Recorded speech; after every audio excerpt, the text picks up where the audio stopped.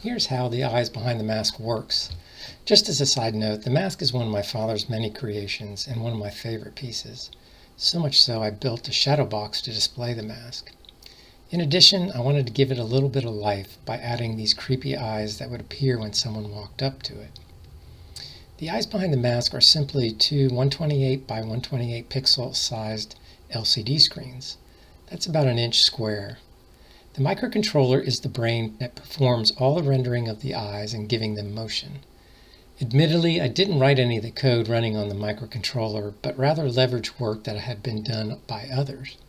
I simply downloaded it from the internet and uploaded it into the microcontroller via an Arduino IDE application that I installed on my Windows machine. I did, however, modify the design to include an on-off switch and a motion sensor.